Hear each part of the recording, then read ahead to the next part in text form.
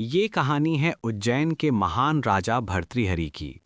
ये केवल एक राजा की कहानी नहीं है, बल्कि एक ऐसे व्यक्ति की यात्रा है जिसने राजमहल से जंगल तक और प्रेम से वैराग्य तक का सफर तय किया। प्राचीन भारत में उज्जैन नगरी अपनी समृद्धि, विद्वता और वैभव के लिए प्रसिद्ध थी। यहाँ के राजा भर्तृहरि न्यायप्रिय, दयालु और प्रजावत्सल थे। उनका राज्य धन धान्य से परिपूर्ण था। चारों ओर शांति और खुशहाली थी। प्रजा अपने राजा को देवतुल्य मानती थी। भर्तृहरि स्वयं भी विद्वान थे। वे संस्कृत के महान कवि माने जाते हैं। कहा जाता है कि उन्होंने 3 प्रसिद्ध ग्रंथ रचे: नीति शतक, श्रृंगार शतक और वैराग्य शतक। इन ग्रंथों में जीवन के 3 स्वरूपों नीति, प्रेम और वैराग्य का अद्भुत वर्णन मिलता है। भर्तृहरि की रानी का नाम पिंगला था। वो अत्यंत सुंदर और बुद्धिमती थी। राजा उससे अत्यधिक प्रेम करते थे। राजमहल में हर समय उत्सव का वातावरण रहता था। भर्तृहरि का मन रानी के प्रेम में डूबा रहता था। धीरे धीरे उनका ध्यान राजकार्य से हटने लगा। वे रानी के सौंदर्य और सानिध्य में इतना मग्न रहते कि मंत्रियों को चिंता होने लगी। एक दिन एक तपस्वी साधु राजदरबार में आया।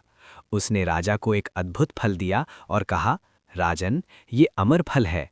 जो इसे खाएगा वो अमर हो जाएगा। राजा चकित रह गए। उन्होंने सोचा, यदि मेरी प्रिय रानी ये फल खा ले तो वो सदैव मेरे साथ रहेगी। उन्होंने वो फल रानी पिंगला को दे दिया।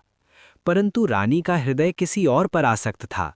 उसने वो फल अपने प्रिय सेनापति को दे दिया। सेनापति ने वो फल अपनी प्रेयसी नर्तकी को दे दिया और नर्तकी ने वो फल पुनः राजा भर्तृहरि को भेंट कर दिया, क्योंकि वो राजा को सच्चा और योग्य समझती थी। जब राजा ने वही फल अपने सामने देखा तो उन्हें पूरी सच्चाई का आभास हो गया। उनका हृदय टूट गया। प्रेम का भ्रम चकनाचूर हो गया।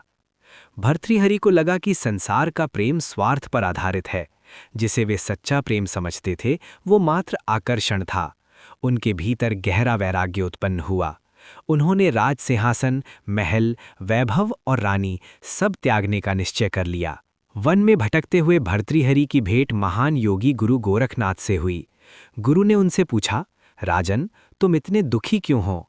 भर्तृहरि ने अपना सारा दुख कह सुनाया। गुरु मुस्कुराए और बोले, राजन, ये संसार माया है। प्रेम, वैभव, यश सब क्षणभंगुर हैं। सच्चा सुख केवल आत्मा में है। गुरु गोरखनाथ ने उन्हें दीक्षा दी और योग मार्ग पर अग्रसर किया। भर्तृहरि ने हिमालय की कंदराओं में कठोर तपस्या की। भूख, प्यास, सर्दी, गर्मी सब सहन किया। धीरे धीरे उनका मन स्थिर होने लगा। उनके भीतर ज्ञान का प्रकाश जागृत हुआ।